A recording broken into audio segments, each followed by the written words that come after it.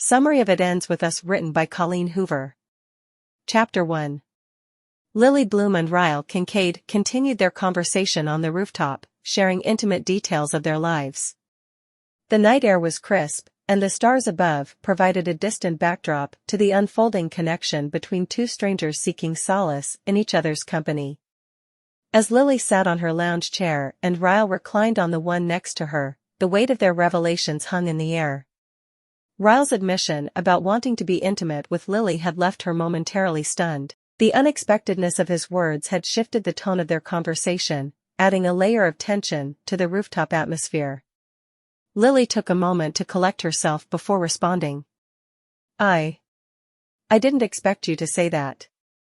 Ryle, with an easy smile, didn't seem bothered by her surprise. Naked truths, right? I thought we were playing the honesty game. Lily chuckled nervously. I guess I just didn't see that one coming. Ryle propped himself up on his elbows, his gaze fixed on Lily. It's okay if it's too much. I'm not expecting anything. Sometimes saying what's on your mind is just a way to acknowledge desire, not necessarily act on it. Her mind raced as she contemplated his words. The vulnerability of the moment lingered between them, and Lily found herself wrestling with conflicting emotions. Ryle's candor was refreshing, yet it had unveiled a layer of complexity she hadn't anticipated. Changing the subject, Lily decided to steer the conversation back to Ryle's life. You mentioned watching a little boy die. That must be incredibly challenging. How do you cope with the emotional toll of your work? Ryle sighed, his gaze turning distant. It's not easy. Some days are harder than others. I often find solace in the fact that I can make a difference, even if it's just in one person's life. But there are moments, like tonight, when it feels like the weight of the world is too much. Lily nodded in understanding. I can't imagine the emotional toll it takes to witness such tragedies every day. He looked at her, his eyes revealing a mixture of weariness and resilience. It should be a lot harder, but you learn to compartmentalize. It's a survival mechanism in my line of work. Their conversation shifted, and Lily shared more about her father's abusive nature, how the cycle of violence and remorse had become a normalized part of her childhood. Ryle listened attentively, his eyes reflecting empathy. I can't believe I'm telling a stranger all of this, Lily admitted with a self-conscious laugh. Ryle smiled, a genuine expression that softened his features. Sometimes it's easier to share with someone you don't know. There's a certain freedom in being vulnerable with someone who doesn't carry preconceived judgments. The rooftop became a space for mutual understanding, a place where Lily and Ryle could lay bare their truths without the weight of societal expectations. Despite the heaviness of their revelations, a peculiar sense of comfort settled between them. As they continued to share stories, Lily's thoughts turned to the eulogy she had delivered earlier that day. The anti-eulogy, as she referred to it. The memory of standing in front of a mourning crowd without a single positive thing to say about her father lingered in her mind. I gave the anti-eulogy at my father's funeral, Lily confessed, her gaze fixed on the stars above. Ryle arched an eyebrow. You roasted your own father at his funeral?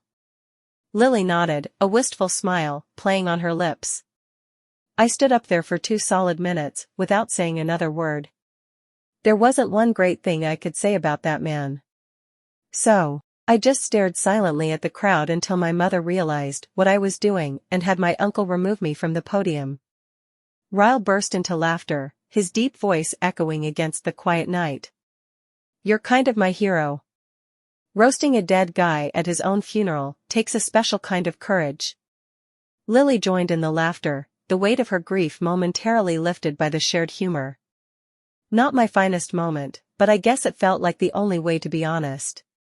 As the night progressed, Lily and Ryle delved into lighter topics. They exchanged amusing anecdotes, shared dreams and aspirations, and even discovered a hidden house atop a building in Boston, a mystery that added a touch of whimsy to their conversation. At one point, Ryle asked about Lily's middle name, prompting her to reveal the unfortunate choice of Blossom. They laughed about the irony of her passion for gardening and the challenges of carrying a name associated with a 2-year-old girl. Ryle, sensing Lily's vulnerability, assured her, Your name doesn't define you, Lily Bloom. It's just a label. What matters is who you are and what you make of your life. As the night wore on, Lily and Ryle found solace in each other's company. The rooftop, initially a refuge for Lily, had become a space for shared confessions, mutual understanding, and unexpected connections. The stars overhead bore witness to the intertwining stories of two individuals seeking a reprieve from the complexities of life. In the quiet moments between their conversations, Lily couldn't help but feel a sense of gratitude for this unexpected encounter. The rooftop, once a solitary retreat, had transformed into a sanctuary where Lily and Ryle, two strangers with fractured pasts, discovered a momentary escape from the burdens they carried. As dawn approached, casting a soft glow over the city, Lily and Ryle found themselves still immersed in conversation. The night had unfolded into an unexpected journey of vulnerability, shared truths, and a connection that defied the boundaries of time and circumstance. Chapter 2. The apartment was enveloped in the soft hues of the afternoon sun, casting a warm glow over the room as Lily continued her journey through the relics of her past. Shoeboxes scattered around her held the tangible remnants of memories, and the Ellen diaries lay open, like chapters waiting to be revisited. The atmosphere was a mix of solitude and reflection, with the weight of recent loss lingering in the air. Lucy, the roommate with whom Lily shared the space, had hurriedly left, leaving Lily alone to explore the echoes of her own history. Superficial connections defined their relationship, shared clothes sizes, ages, and names that ended with Y. Yet, beyond these surface-level similarities, they were mere strangers coexisting under the same roof.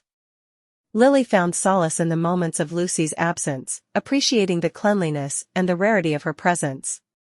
The phone call from Lily's mother still echoed in her mind, its presence a reminder of the strained relationship they shared.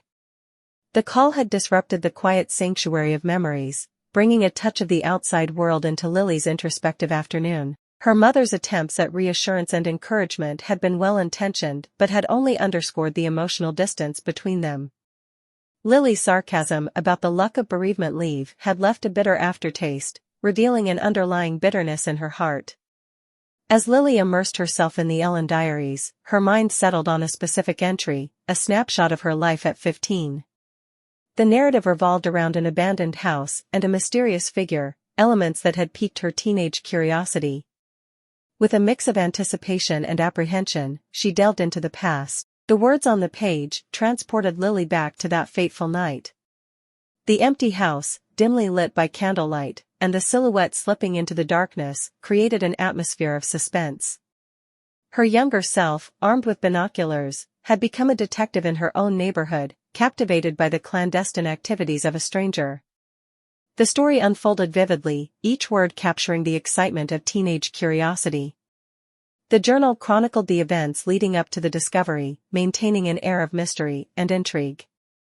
The teenager's imagination had run wild, and the excitement was palpable in every sentence.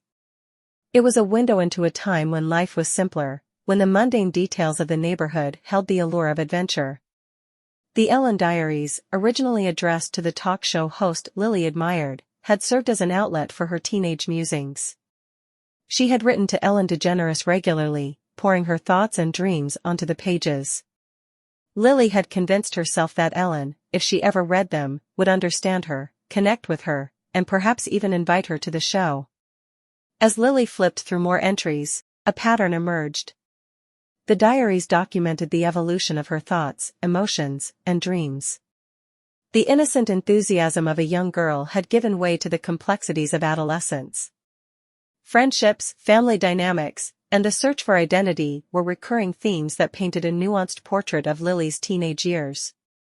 Then, she stumbled upon the entry that marked the beginning of another significant chapter, the day she met Atlas. The tone of the writing shifted once again, capturing the essence of a teenage crush and the fluttering excitement that accompanies the first stirrings of love.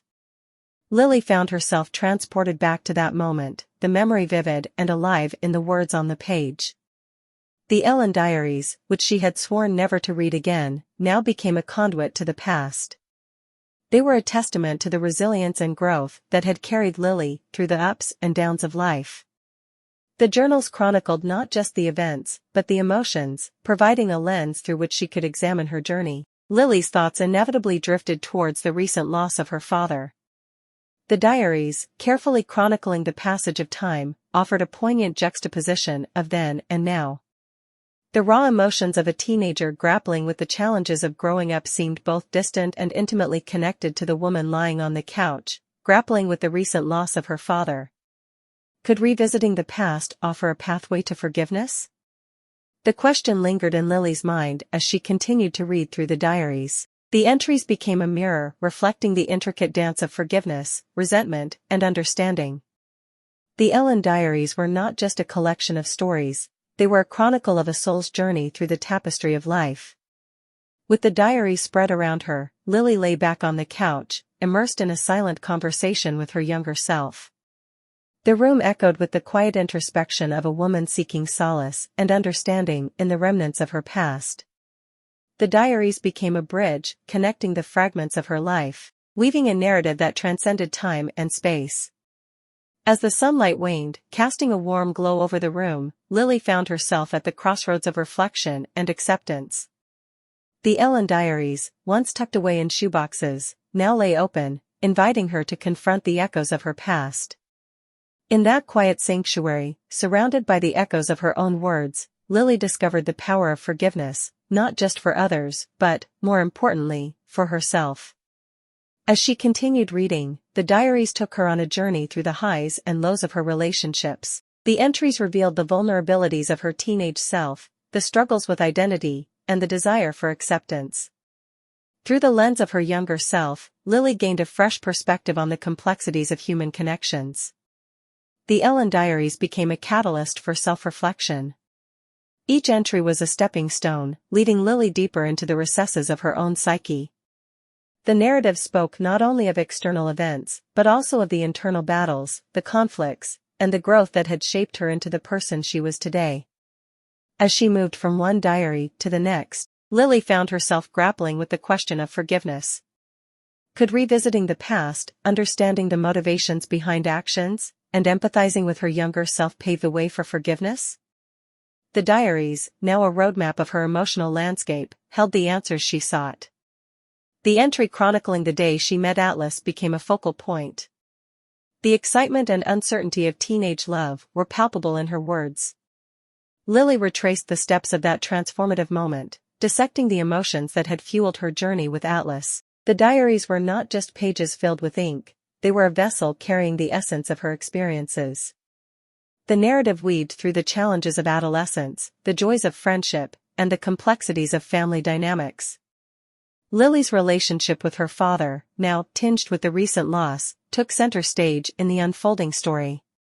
The diaries served as a time capsule, capturing the nuances of her connection with her father, the love, the conflicts, and the unspoken words. The recent passing of her father cast a shadow over the pages, adding a layer of complexity to Lily's introspection.